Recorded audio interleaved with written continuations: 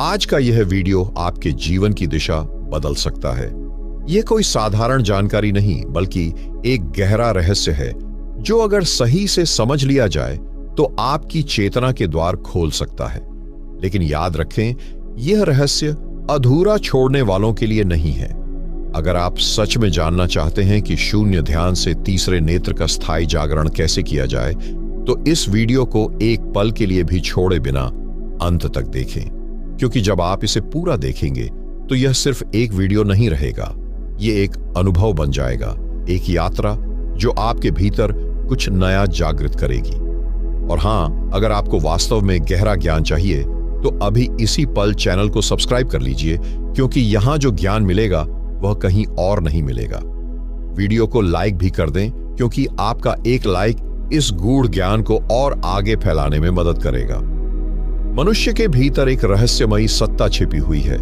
यह सत्ता हमारी ज्ञानेंद्रियों से परे है, हमारी सोच से परे है और यहां तक कि हमारी कल्पना से भी परे है, लेकिन इसे अनुभव किया जा सकता है। यह वही शक्ति है जिसे आर्षियों ने तीसरा नेत्र कहा है। यह नेत्र देखने के लिए नहीं, बल्कि अनुभूति के लिए होता है। यह नेत्र खुल जाए तो समस्त अस्तित्व का रहस्य स्पष्ट हो जाता है। लेकिन प्रश्न यह है कि इसे खोला कैसे जाए।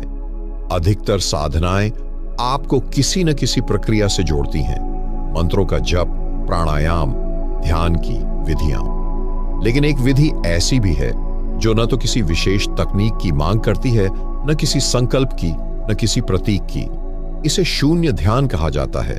यह ध्यान साधक को उस अवस्था में ले जाता है जहां कोई विचार नहीं होता, कोई संकल्प नहीं होता, केवल शुद्ध मौन होता है।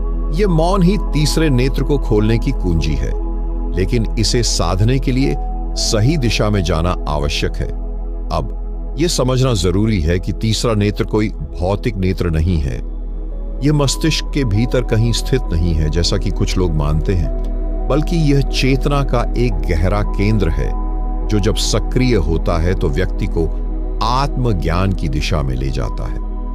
शून्य ध्यान इस केंद्र को सक्रिय करने का सबसे प्रभावशाली मार्ग है।